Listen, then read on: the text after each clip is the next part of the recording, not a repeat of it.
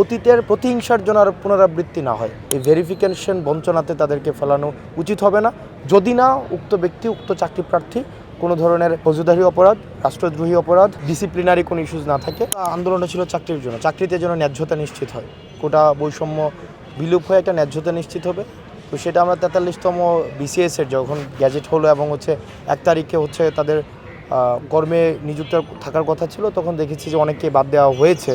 তো সেক্ষেত্রে আমরা অন্তর্বর্তীকালীন সরকারের কাছে আমরা আমাদের জায়গা থেকে এই বিষয়টা সবসময় আমরা ব্যক্ত করে আসছি। অতীতের প্রতিহিংসার জন্য আর পুনরাবৃত্তি না হয়, যে অতীতের প্রতিহিংসার পুনরাবৃত্তি হচ্ছে রাজনৈতিক এক্সটেন্ডেড ফ্যামিলিতে অনেকে রাজনৈতিক সংশ্লিষ্টতা থাকতে পারে। এক্সটেন্ডেড ফ্যামিলি যদি কেউ ফৌজদারি অপরাধে না জড়িত থাকে, রাষ্ট্রদ্রোহী অপরাধে না জড়িত থাকে, কোনো ডিসিপ্লিনারি ইস্যুস যদি না হয়ে থাকে, সেক্ষেত্রে আমরা মনে করি এই যে ত্যাগ, তিতিক্ষা এবং পরিশ্রম, এই যে কাঙ্ক্ষিত বিসিএস গত 4 বছর ধরে এই সার্কুলারটা 5 বছরে পড়েছে এখন 5 বছরে পড়েছে এখন। তো এটার চূড়ান্ত ফলাফল পাওয়া উচিত।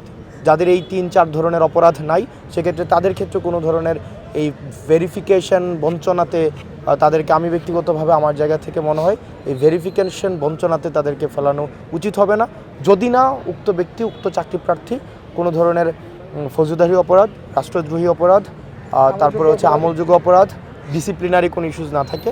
সেক্ষেত্রে তাকে এই প্রজাতন্ত্রের কর্মে নিযুক্ত করা উচিত।